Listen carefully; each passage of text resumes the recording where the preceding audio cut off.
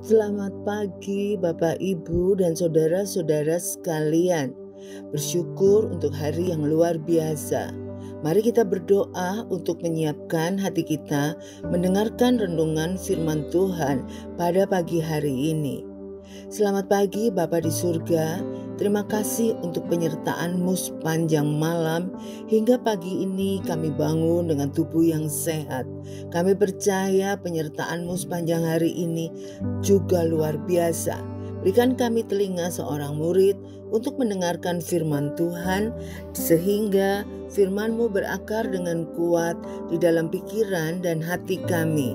Di dalam nama Tuhan Yesus kami berdoa dan mengucap syukur.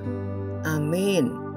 Tema kita pagi ini, tanah yang baik, diambil dari Lukas 8 ayat 4 sampai 15. Ketika orang banyak berbondong-bondong datang, yaitu orang-orang yang dari kota ke kota menggabungkan diri pada Yesus, berkatalah ia dalam suatu perumpamaan.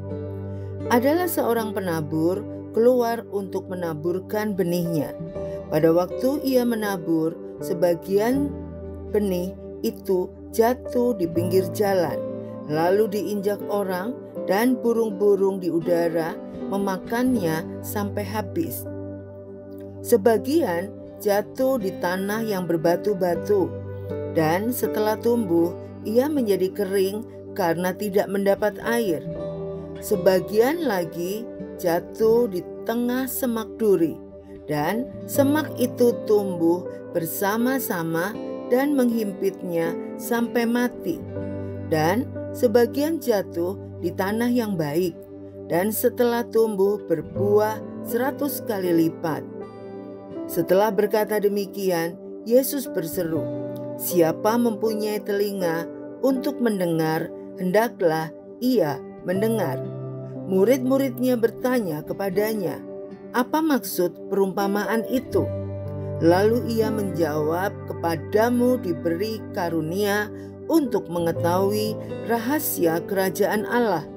Tetapi kepada orang-orang lain, hal itu diberitakan dalam perumpamaan, supaya sekalipun memandang mereka tidak melihat, dan sekalipun mendengar mereka tidak mengerti."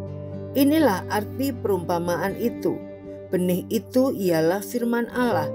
Yang jatuh di pinggir jalan itu ialah orang yang telah mendengarnya. Kemudian datanglah iblis lalu mengambil firman itu dari dalam hati mereka, supaya mereka jangan percaya dan diselamatkan. Yang jatuh di tanah yang berbatu-batu itu ialah orang yang setelah mendengar firman itu menerimanya dengan gembira, tetapi mereka itu tidak berakar. Mereka percaya sebentar saja, dan dalam masa pencobaan mereka murtad. Yang jatuh dalam semak duri ialah orang yang telah mendengar firman itu, dan dalam pertumbuhan selanjutnya mereka terhimpit oleh kekhawatiran dan kekayaan dan kenikmatan hidup, sehingga mereka tidak menghasilkan buah yang matang. Yang jatuh di tanah yang baik itu ialah orang yang setelah mendengar firman itu menyimpannya dalam hati yang baik dan mengeluarkan buah dalam ketekunan. Metusela adalah tanaman dari biji hasil penggalian arkeologi di daerah Masada, Israel. Sebuah guci kuno ternyata berisi biji-bijian yang berumur 2000-an tahun. Biji-bijian ini kemudian dibawa ke ahli botanika untuk diteliti, bahkan dicoba ditanam kembali. Meskipun sudah sangat tua, biji ini ternyata dapat tumbuh. Pertumbuhan biji ini rupanya didukung oleh faktor tanah yang baik. Yesus memakai cerita sehari-hari atau perumpamaan untuk membuat orang banyak paham akan rahasia kerajaan Allah. Benih itu ialah firman Allah. Ada 4 jenis tanah tempat benih itu jatuh: pinggir jalan, tanah yang berbatu, tanah penuh semak duri, dan tanah yang baik. Hanya jenis tanah baik yang akan membuat benih ini dapat bertumbuh dan berbuah. Orang-orang yang memiliki jenis tanah yang baik ini adalah mereka yang tidak hanya mendengar tapi menyimpannya di dalam hati. Firman Allah yang ditahan dalam hati atau diendapkan pastilah akan berbuah. Buah-buah kehidupan yang lahir dari firman Allah akan menolong orang percaya menghadapi tantangan yang dapat menyerang kapan saja. Alkitab adalah firman Allah yang tertulis.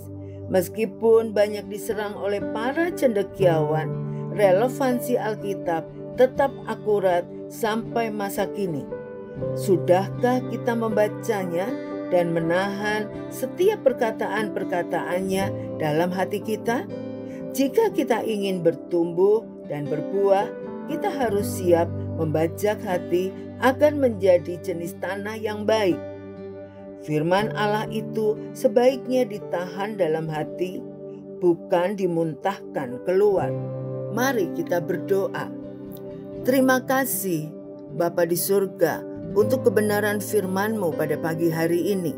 Kami bersyukur perumpamaan yang Kau berikan mengingatkan kami untuk membajak hati kami untuk senantiasa menjadi tanah yang baik, sehingga benih firman Tuhan yang ditabur bisa selalu berakar dengan kuat, sehingga kami pun tetap kuat menghadapi segala masalah dalam hidup kami, karena firman-Mu lah pedoman dalam hidup kami.